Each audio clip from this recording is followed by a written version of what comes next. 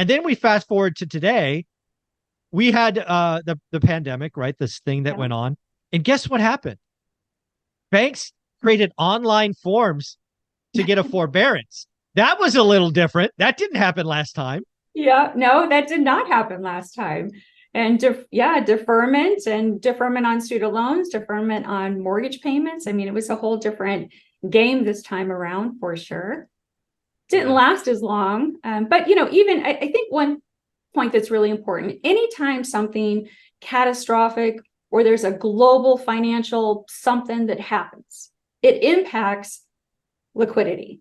And liquidity is how we get loans, whether it's a home loan, whether it's a car loan, whether it's a business loan. That's the thing to kind of keep in mind. So even when we went back to the pandemic, March 2020, it was another one of those times where, guess what? The faucet turned off for just a moment in time. It wasn't long, Well, but we there didn't was know. good, I was in it. Yeah. yeah, there was a It was good like, oh, 60 days not where, again.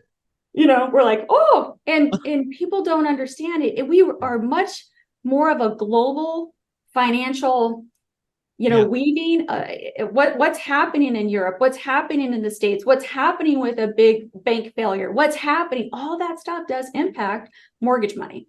Yeah, absolutely.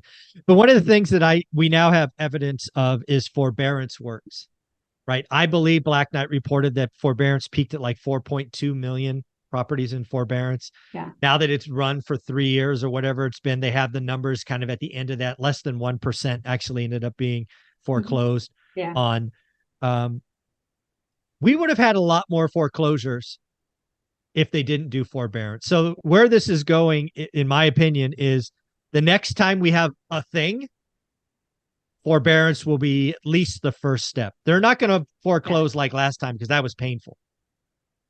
And honestly, Michael, I think that was good. I think we needed that. The whole world was just distraught, and we didn't know how to deal with it all. And people needed time for sure. So I think that was a good move for a period of time. It probably went on a little bit longer than it should have, but it was a good move. And that's exactly what we learned from this time around. Let's give Exactly. a breathing room. The whole time, though, that people are in forbearance, the equity on their properties is just, Yeah. tripling, quadrupling. I mean, Yeah. it's crazy. So if somebody needed to sell after forbearance was over, there's a good chance they had money in that property to be able to sell it, put the money in their pocket, and not have to foreclose or short sell. Yeah. And then the other thing, I'm starting to see some of these workouts that they're doing, right? They're making it 40 years, silent seconds, lowering rates.